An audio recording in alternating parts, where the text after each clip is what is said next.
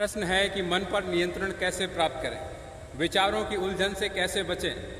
तो पहली बात तो यह है, मन पर नियंत्रण प्राप्त करने की कोशिश, समझ और सोच, यह तीनों ही बड़ी दुर्भाग्यपूर्ण है। मन पर नियंत्रण क्यों करना चाहते हैं आप? मन आपका शत्रु नहीं है, मन तो वास्तविक मित्र है। मन पर यदि नियंत्रण कर लोगे, उसे अपने कब्जे में ले लोगे, यदि नष्ट कर दोगे मन को, तो फिर मनन कैसे करोगे? प्रवचन कैसे कहे जाएंगे, गीता कैसे कही जाएगी, कैसे बुद्ध फिर मनन करेंगे, कैसे विचार देंगे? तो मन दुश्मन नहीं है, मन तो वास्तविक मित्र है।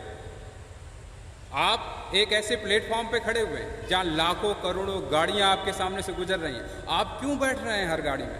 विचार वही है कि आप एक मानसिक पटल पर खड़े हैं और विचार लगातार हजारों की संख्या में विस्फोट कर रहे हैं। आप क्यों विचार पकड़ रहे हैं? आप क्यों उन विचारों में शामिल हो रहे हैं?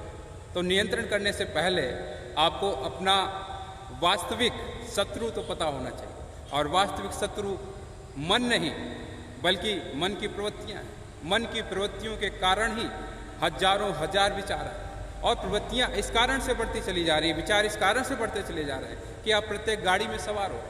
आप यदि प्लेटफॉर्म पे खड़े हुए हैं और हजारों गाड़ियां आपके सामने से गुजर रही हैं, यह आपका चुनाव है कि आप किसी भी गाड़ी में ना बैठें। अब आपको वास्तविक शत्रु का पता चल गया है। मन वास्तविक शत्रु नहीं, बल्कि मन की प्रवृत्तियां वास्तविक शत्रु हैं।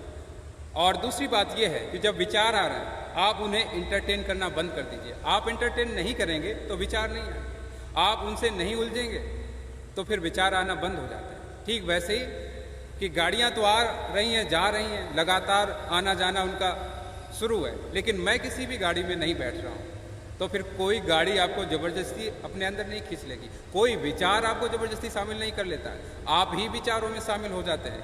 कोई विचार आया, उसे इंटरटेन करना शुरू कर दिया, और फिर उसके बाद में आप परेशान हो रहे हैं कि मुझे विचार बहुत आते हैं। तो विचारों को पहली बात है कि इंटरटेन करना छोड़ दीजिए। विचार आएंगे निश्चय ही आएंगे और आते चले जाएंगे, लेकिन एक समय सीमा के बाद वो आना बंद कर देंगे, रुक जाएंगे, क्योंकि आप किसी भी विचार में बैठ नहीं रहे, किसी भी विचार को इंटरटेन नहीं कर रहे।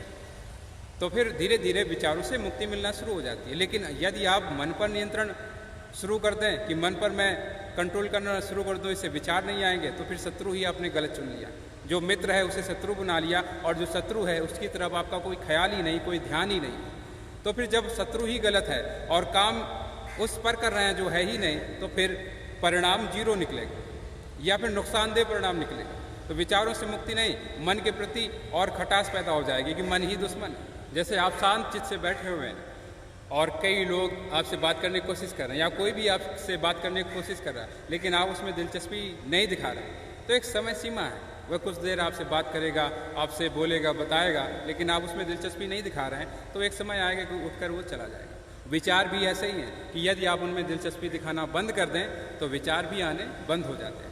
तो हमें विचारों को कैसे मिटाना है, उसके प्रति समझ पैदा हो गई है कि विचार मिटाने हैं तो उन्हें इंटरटेन करना बंद करना होगा। विचारों के प्रति समझ विकसित हो गई, और दूसरा, मन की प्रवृत्तियों को यदि सर्वदा के लिए मिटाना है तो फिर ध्यान में उतरना शुरू करो, क्योंकि ध्यान विष के समान है मन की प्रवृत्तियों के लिए। और मन की प्रवृत्तियां यदि मिटती हैं तो फिर वैसे ही आप परम शांति को उपलब्ध हो जाते हैं, वैसे ही अपनी जागृति की ओर बढ़ना शुरू कर देते हैं, आत्मज्ञान की ओर बढ़ना शुरू कर देते हैं, और आत्मज्ञान को उपलब्ध हो जाते हैं। मन की प्रवृत्तियों का नाश हो जाना ही आत्मज्ञान का उपलब्ध हो जाना है। तो विचारों के प्रति हमने आज समझ विकसित की कि कैसे विचारों को इंटरटेन करना छोड़ना होगा और कैसे मन की प्रवृत्तियों को मिटाना है। तो उसके लिए फिर सिर्फ और सिर्फ ध्यान, एक ही उपाय है कि ध्यान में उतरो। बहुत धन्यवाद।